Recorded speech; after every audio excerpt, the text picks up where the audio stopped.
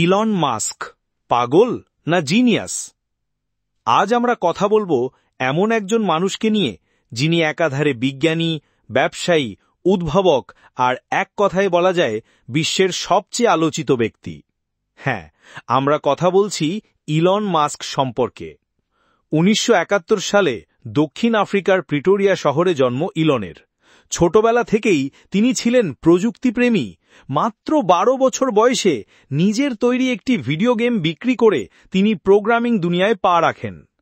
এরপর তিনি একে একে প্রতিষ্ঠা করেন জিপ2, যেটি পরে কম্প্যাক কোম্পানি কিনে নেয়, পেপ্যাল, যার মাধ্যমে অনলাইন লেনদেনের চেহারাই বদলে যায়, আর তারপর আসে তার সবচেয়ে বড় দুঃসাহসিক পদক্ষেপ স্পেস এক্স এবং টেসলা। স্পেস এক্সের স্বপ্ন ছিল মানুষকে মঙ্গল গ্রহে পাঠানো। টেসলা চেয়েছিল একটি বৈদ্যুতিক গাড়ি বিপ্লব ঘটাতে, এবং বিশ্বাস করুন বা না করুন, এই দুই স্বপ্নই আজ বাস্তবের পথে।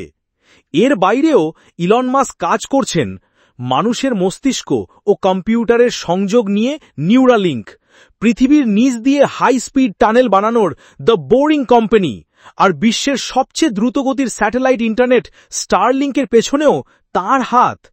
কিন্তু ইলন মাস্ক শুধু প্রযুক্তির নাম না, তিনি একাধারে বিতর্কিত, সাহসী এবং অনেক সময় পাগল বলেও পরিচিত। তিনি বলেন, আমি এমন কিছু করতে চাই যা পৃথিবীকে বদলে দেবে, এবং সত্যি তিনি সেই চেষ্টায় রত। তাহলে প্রশ্ন থেকে যায়, ইলন মাস্ক কি সত্যিই ভবিষ্যতের নায়ক নাকি এক দুঃস্বপ্নের বিজ্ঞানী? মন্তব্যে লিখে জানাও তোমার মতামত।